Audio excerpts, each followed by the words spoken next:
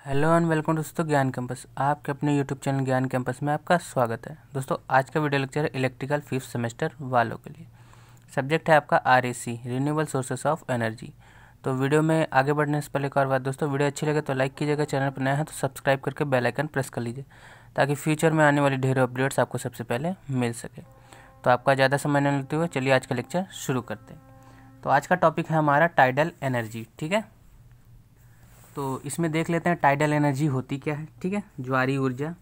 Tidal energy एक renewable energy है जो सामान्यतः समुद्र के लहरों से प्राप्त होती, यानी टाइड्स। लहरों को इंग्लिश में टाइड्स कहते हैं। ठीक है, tidal energy earth moon system के मोशन तथा अर्थ व सन के बीच कार्य करने वाला ग्रेविटेशनल फोर्स के कारण उत्पन्न होती है। ठीक है, जो हमारा अर्थ और मून के बीच जो ग्रेविटेशनल फोर्स काम करता है या जो अर्थ और सन के बीच कार्य करता है, तो उसके कारण हमारे टाइडल एनर्जी उत्पन्न होती है। तो टाइडल एनर्जी हमारी दो फॉर्म यानी दो रूप में हो सकती हैं या होती हैं। पहला हमारी समुद्र की लहरों से प्राप्त होने वाली डायनेमिक एनर्जी, ठीक है, जो हमारी समुद्र की लहरों से प्राप्त होती है। दूसरा हमारा है समुद्र के जल स्तर में होने वाले बदलाव से उत्पन्न पोटेंशियल एनर्जी। ठीक है, तो आगे देखते हैं टाइप्स ऑफ टाइडल एनर्जी। ठीक है, टाइडल एनर्जी के कितने टाइप्स होते हैं वो देख लेते हैं। तो टाइडल एनर्जी को डिफरेंट सिस्टम द्वारा उपयोग में लाया जा सकता है। कुछ प्रमुख टाइडल एनर्जी सिस्टम निम्नलिखित हैं। ठीक है, जिसमें से पहला है हमारा टाइडल बैरेज। ठीक है, तो आप हिंदी इंग्लिश दोनों में लिख सकते हैं। Tidal barrage system high tides तथा लो टाइड्स यानी लहरों का उपयोग करके इलेक्ट्रिकल एनर्जी जनरेट करता है। बैरेज एक टाइप का डैम है जो टाइड्स आने वाले जगहों पर समुद्र के किनारे पर बनाए जाते हैं। ठीक है, आगे देखते हैं इसी में। बैरेज बेसिकली हाई टाइड्स के समय वाटर को अपने पीछे स्टोर कर लेता है। ठीक है, आगे देखते हैं। तथा लो टाइड्स के समय बैरेज के पीछे स्टोर्ड वाटर को एक नैरो पाइप यानी सकरी पाइप द्वारा निकालता है। इसी वाटर पैसेज यानी रास्ते में एक टरबाइन स्थापित की जाती है जो वाटर टरबाइन होती है। क्या आपकी वाटर टरबाइन होती है। जब टरबाइन की ब्लेड से होकर वाटर गुजरता है तब टरबाइन रोटेशनल टॉर्क उत्पन्न करती है। ठीक है, जिससे हमारा इलेक्ट्रिसिटी जो अल्टरनेटर को प्रदान की जाती है और अल्टरनेटर इलेक्ट्रिकल एनर्जी जनरेट करता है। ठीक है, सेकंड हमारा इसी में है टाइडल स्ट्रीम जनरेटर। ठीक है, टाइडल स्ट्रीम जनरेटर तो देख लेते क्या होता है। Tidal stream generator moving water के काइनेटिक एनर्जी का उपयोग करके इलेक्ट्रिसिटी जनरेट करता है। यह सिस्टम विंड टरबाइन सिस्टम की तरह ही होता है। ठीक है, जो मोशन वाटर के काइनेटिक एनर्जी का उपयोग करके टरबाइन को घुमाता है और फिर उसकी सहायता से अल्टरनेटर को चलाता है जो इलेक्ट्रिकल एनर्जी जनरेट करते हैं।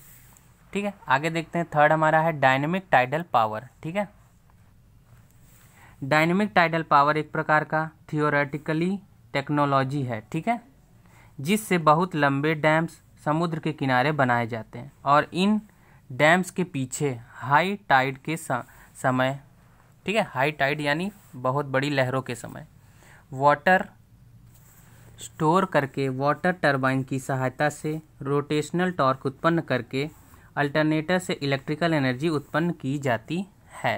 ठीक है, तो ये टॉपिक एंड हुआ। चलिए देखते हैं नेक्स्ट टॉपिक।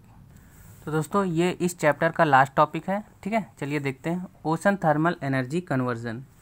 ठीक है, ocean thermal energy conversion system ocean thermal gradient का उपयोग करता है। ठीक है, जो गहरे समुद्र के ठंडे जल तथा समुद्र की सतह के गर्म जल का उपयोग करके हीट इंजन चलाने में करता है।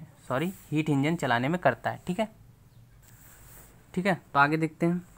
जो यूज़फुल वर्क प्रदान करता है, इस प्रक्रिया को ओशन थर्मल एनर्जी कन्वर्जन कहते हैं। ठीक है, ओशन थर्मल एनर्जी कन्वर्जन के अंतर्गत समुद्र की सतह से गुप्त ऊष्मा का उपयोग करके विद्युत उत्पादन किया जाता है। ठीक है, सॉरी फॉर बैकग्राउंड नॉइस। चलिए आगे देखते हैं। जब जल का प्रवाह OTEC ocean thermal energy conversion gas chamber में होता है तब गैस द्वारा समुद्र की जल की ऊष्मा को गैस अवशोषित करता है।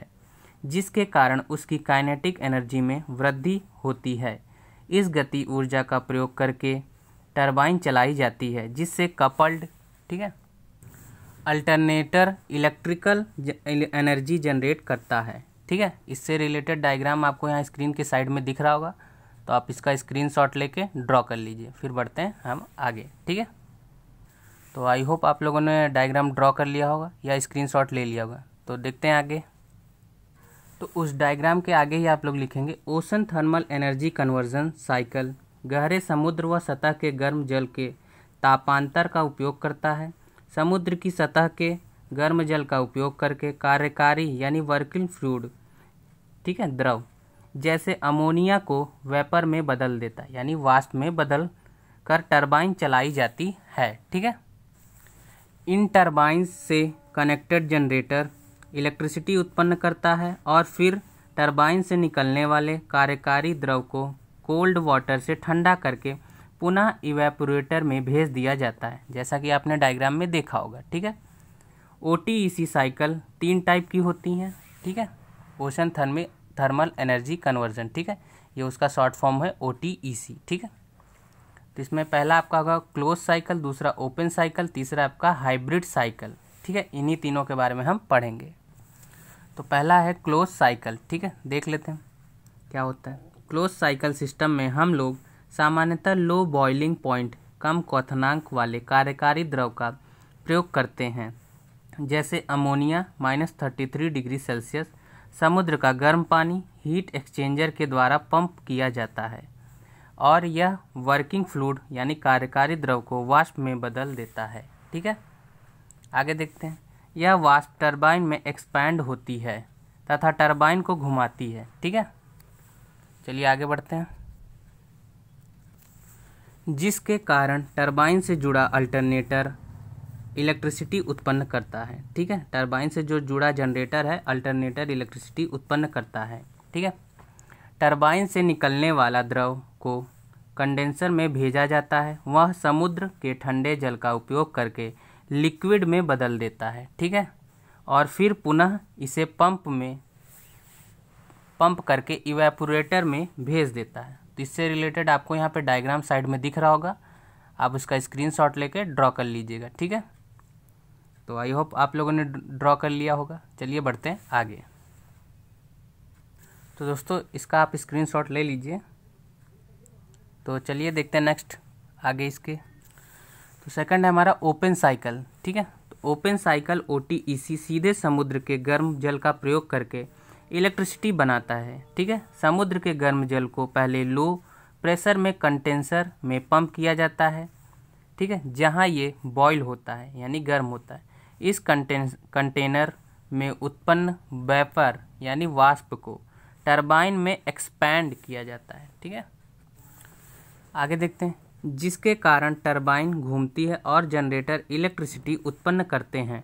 टरबाइन से प्राप्त वेपर को कंडेंसर की सहायता से ठंडा करके पुनः समुद्र में छोड़ दिया जाता है। ठीक है, इससे रिलेटेड आपको डायग्राम यहाँ स्क्रीन के साइड पे दिख रहा होगा।